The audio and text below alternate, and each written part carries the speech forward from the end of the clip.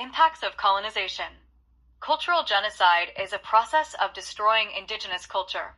This means indigenous children were forcefully removed from their family. Indigenous children were removed from their community. Indigenous children were refused participation in speaking their indigenous languages. Indigenous children were refused from accessing their traditional foods and medicines. Indigenous children were denied from upholding their traditional teachings.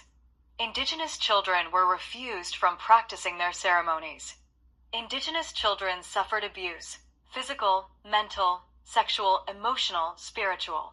Introduction to Intergenerational Traumas, which resulted in long-term impacts to Indigenous peoples' culture and struggles, identity, health, and mental health. From the Canadian Museum of Human Rights. The colonial experience in Canada, from first contact to the present, constitutes genocide against Indigenous peoples. The Indian residential school system was one key component of this genocide. Methods of perpetuating genocide include physical, biological, and cultural means, all of which can be used to destroy a group of people. Canada's policies aimed at assimilating Indigenous people included outlawing languages, cultural practices, and political traditions, and forcibly removing children from families. These were deliberate attempts to erase a distinct group of people by destroying the essential foundations of their way of life. Truth and reconciliation. Apology from Prime Minister Stephen Harper.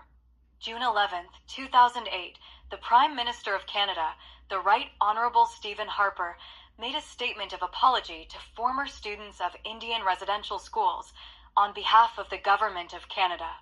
The Truth and Reconciliation Commission, also known as TRC, was formed in 2008 as a requirement of the Indian Residential Schools Settlement Agreement.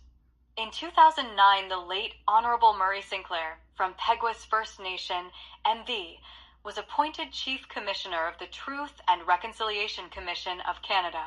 Over 6 years, this work shed light on one of the darkest chapters in Canadian history and the devastating legacy of Canada's Indian residential school system, which continues to this day. The resulting 94 calls to action in the TRC's final report provided a blueprint for redefining Canada's, the Crown, relationship with Indigenous peoples. Learning about the 94 calls to action is essential in understanding next steps to redeveloping relationships with Indigenous peoples across Canada. From the late Honourable Murray Sinclair.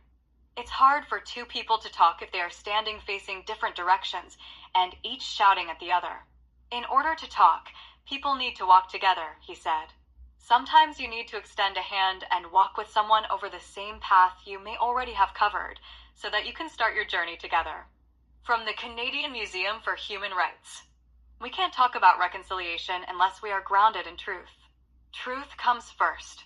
We believe that the Indian residential school system was genocide. We also believe the policies and practices of colonization, from which the residential school system flowed, were genocide. We also recognize that this is a truth that has only very recently begun to be discussed in classrooms and churches, in meeting rooms and coffee shops. The work of the TRC was instrumental in bringing this conversation forward. We acknowledge that we have only just begun this important dialogue. We also acknowledge that there are many in Canada who aren't there yet. For them, the suggestion that there was a genocide right here in Canada, one planned and implemented through different policies and practices, is contrary to everything they hold dear as Canadians. On the international stage, Canada has a very positive image. We are the country that invented the concept of peacekeeping. We are a country that accepts refugees. We are a country that has enshrined human rights in our Constitution. Many of us are rightly proud of Canada's achievements. But we also need to acknowledge our wrongs. Otherwise, our collective memory isn't complete. We must also look at the shadowy corners of our past and examine them in the harsh light of day. Make no mistake, some of Canada's history is dark. And perhaps there is no darker chapter in our past than that of the Indian residential school system.